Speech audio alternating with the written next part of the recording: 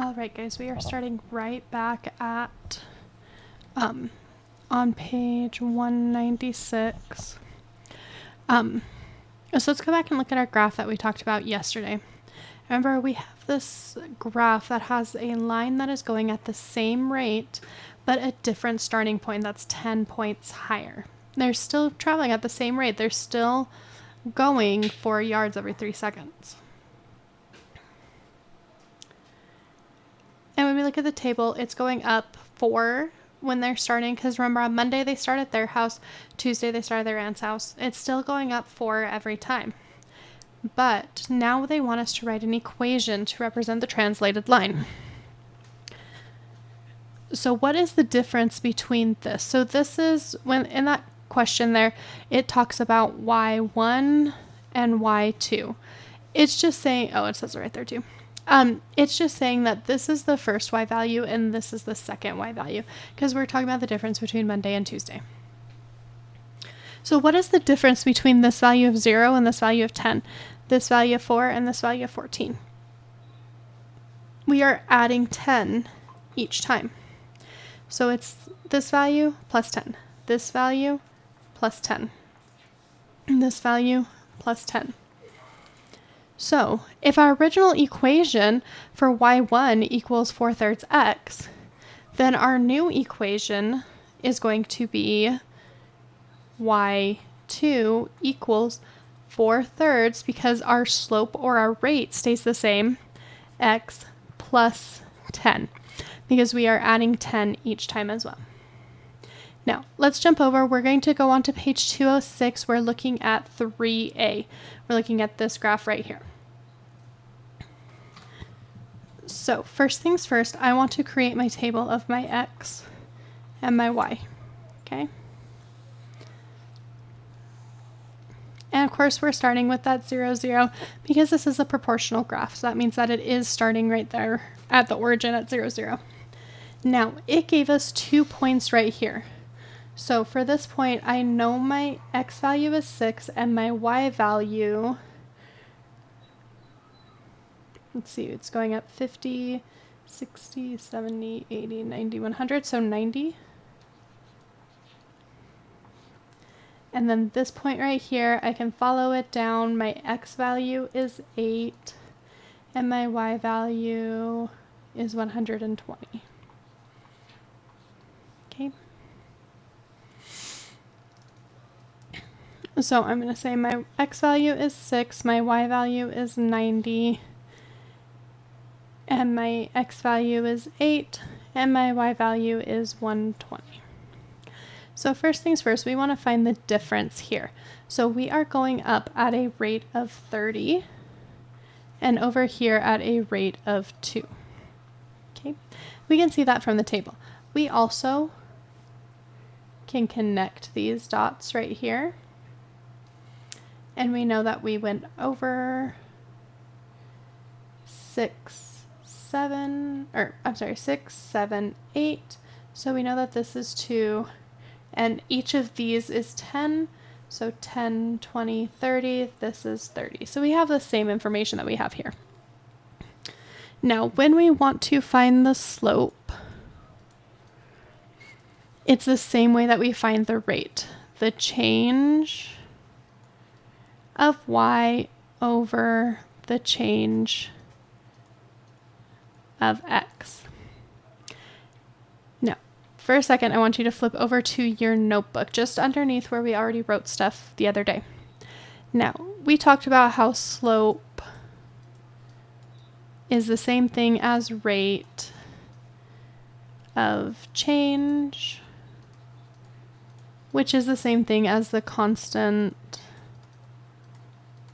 of proportionality. That's a big word. And we know that when we're talking about this one, we use the variable k. When we're talking about this one, we use the variable k. But when we're talking about slope, we use the variable m. Now, to calculate any of these, it is the change of y over the change of x, right? That's how we've been finding it. the way that we want you to start thinking about this is rise over run. This right here is what you're going to be using for the rest of your math career to talk about slope, is rise over run. So if we go back to our table here, our rise is 30 because that's how much it goes up, and then our run is 2. So 30 over 2, which equals 15. So we know that for this line right here, our equation is y equals 15x. Now, let's say that we're starting this line at 100 instead of at that 0, 0. So for that, to create my new line is y2. Our starting point is going to be 100 right here, right? Because even if we haven't traveled at all, we're still 100 miles away from our starting point. Now, so we can add 100 each time. So this would become 190, and this would become 220, right? But our x value stays the same. So we're still staying at 6, and we're going to have the value of 190, which would put us right here. And we can connect these to create our new line. Well, I didn't do too bad that time. Now, our rate is staying the same because we're still increasing at a rate of 30. But we're starting 100 miles ahead from where we were. So for this one, we're going to write our equation as y equals 15x, just like we have here, but we're starting 100 miles away, so plus 100. Okay, so let's go back to our notebook here really quick.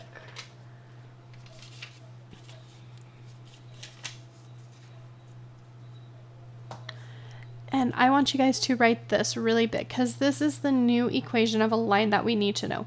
Y equals mx plus b. This is also called slope-intercept form, where m right here represents our slope or our rate. Remember, because they're the same thing. We can call them either one, but we're going to be using the variable m from now on. Now, this right here is called our starting position because this is where we are starting on the y-axis. Remember, because up here, we started at 100 instead of starting at 0. When we look at our graph here, we started at 10 instead of starting at 0. Okay? So we can call that our starting position.